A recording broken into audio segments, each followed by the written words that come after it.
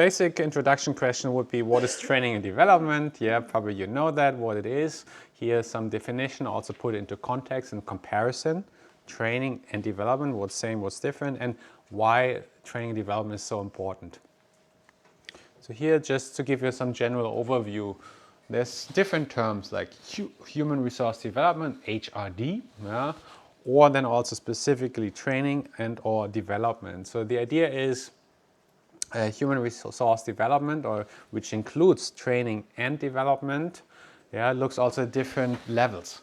We talked about different levels when we talked about culture: national culture, organizational culture, group culture, individual, and so forth.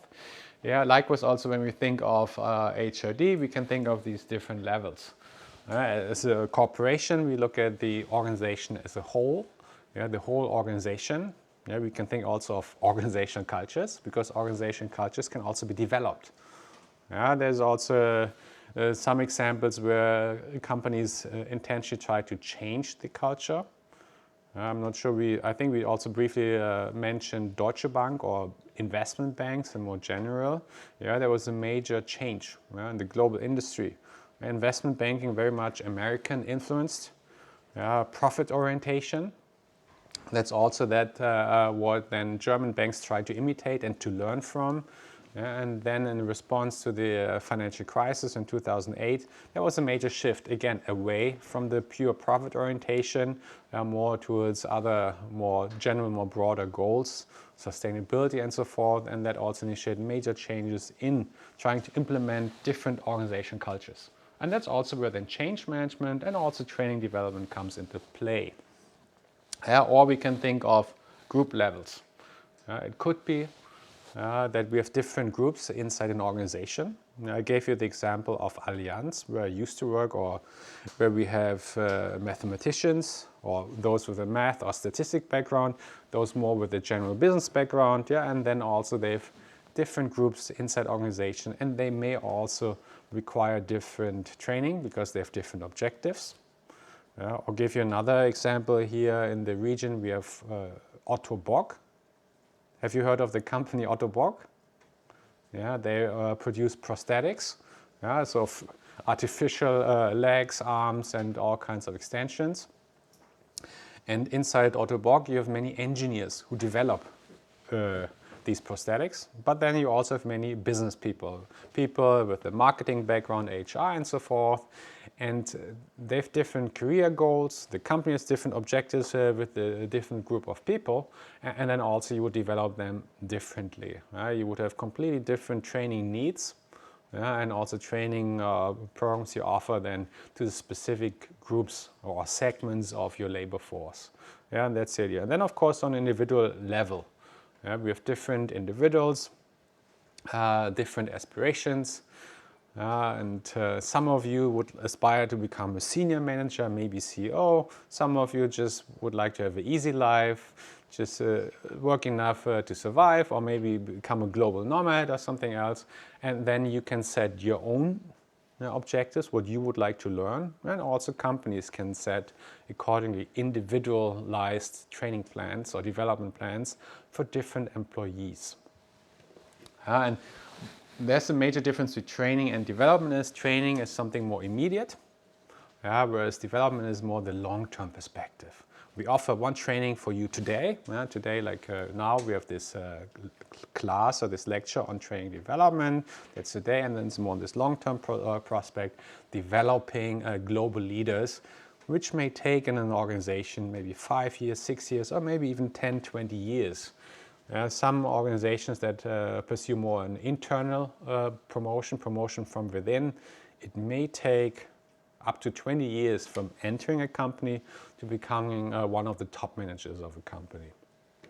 And that could be really long-term plans then that are being implemented. Now turning to the question, does it matter? Why do we have training and development? Here's some numbers. Here's some statistics. It's, I think, from my colleagues here from the US. So they look into how much money is being spent in this whole industry, training industry. And maybe that is not comprehensive, inclusive of all data, but what we can see, it's a very substantial business. and also this training industry, there are different players. Yeah, you can think of here, I think what comes into play here are specialized companies that offer training. Companies offering training, development, so very often these are small companies, can also be freelancers. Yeah, also it's a very common career destination of students of psychology or maybe even business education. You become self-employed, yeah? And then you offer training to companies, individuals, and then also they combine and they have larger units, or then also some large companies, also such as Deutsche Telekom, a German telecommunications provider, they start their own separate entity, yeah, that only offers training and development. And mainly they serve own clients, meaning their own company, but a separated unit. And then also they can charge costs to clients or maybe also to others. So it's a very substantial business. Here you can see the unit would be in billion US dollars. In 2009 it was combined more than close to 250 billion US dollar. The world market, at least based on the statistics. And this training industry, at least if it's these larger professional firms, are very much also concentrated in the US. Yeah, but of course, it's also the way how it's being designed. So in many Asian countries, it's very often in-house, so it doesn't appear in these statistics. Yeah, whereas in the US, very often it was spin off from the original companies, and then they start their own units, and so they appear in these kind of statistics. So point is here, it's a very sizable market. It's a huge industry itself. It's very important. It generates, yeah, also here, as you can see here, sales, revenues, yeah, and also profit to some extent. To show you some of the figures we have discussed before, the role of human resource management, international human resource management, what are some of the main purposes and how is it also aligned to strategy. So in terms of HR and also in this global MNC context would be really important, yeah, to enable strategic agility, yeah, because we are in constantly changing environment. That's very important. That's also something what training and development can try to achieve to make companies more agile. But I think what is even more so, HRD, particularly when it comes to knowledge management and global talent development. Yeah, the key drivers to enable knowledge management would be training and development, yeah, because knowledge itself, it needs to be applied, it needs to be used, and so it needs to be learned or taught, yeah, from the other perspective, and then also specifically global talent management. So how can training help multinational organizations to gain competitive advantage or sustain competitive advantage? I think very key in today's world is, it's very obvious, it's knowledge, innovation, learning knowledge at individual level. Yeah, you have key people, but also then of course at the organizational level, that you are able to create more patents, new innovations and so forth. That's driving performance of most companies nowadays. Manufacturing processes and so forth, of course, are important, but less so. And even those, they can be trained and improved via training and development. And still, the idea is also, it's not only generating new ideas, innovation, but also the flip side would be reducing cost.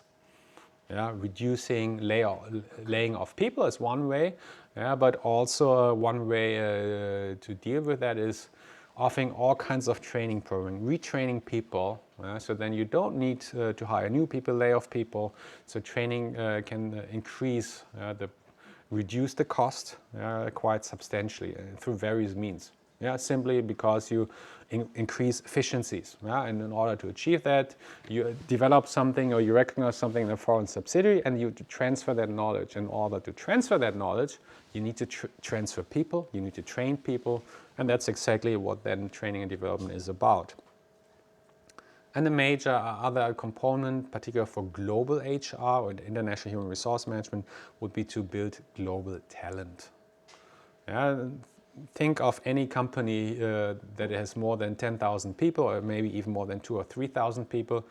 You need to have top managers, leaders, who will run the business now and in the future. And the more companies are internationally active, the more important it is to have people who can run in such a globally dispersed company. yeah, which is highly complex. In order to develop these people, you may send them abroad, you offer different training programs and so forth, yeah, and to develop not just one person, because that person may leave, may get sick or whatsoever. You need a pool of people. That has been very often one of the key topics also in Germany for I would say for the last 10 years. So when I came 10 years ago to Germany and I talked to companies, and they all told me, I asked them, what are the pressing business needs? And they always said, we would like to develop, improve our global talent pool. So that was something really hot back then. And some companies have developed very sophisticated talent management systems. Some haven't or are still in the process. Another aspect would be also global alignment.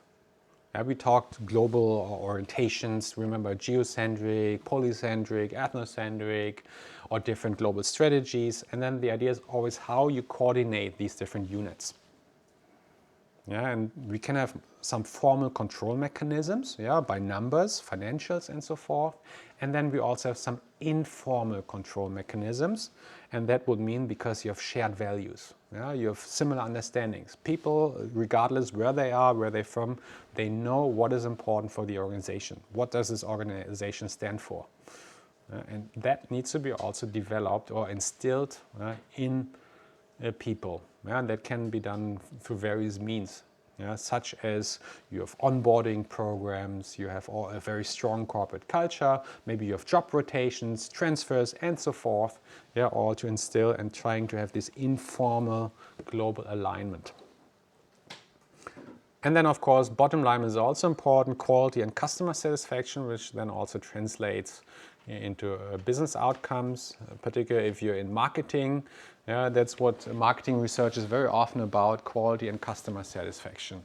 And that then to achieve that, very often you would try to train your sales personnel, your after sales personnel, how to meet the consumer needs.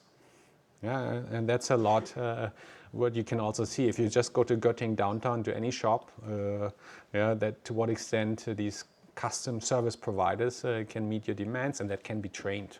Or for me, I always struggle with call center from airlines. I don't want to name any German airline, but there's just one German airline, that struggles a great deal, with providing good customer service. I'm not sure whether you had any trouble.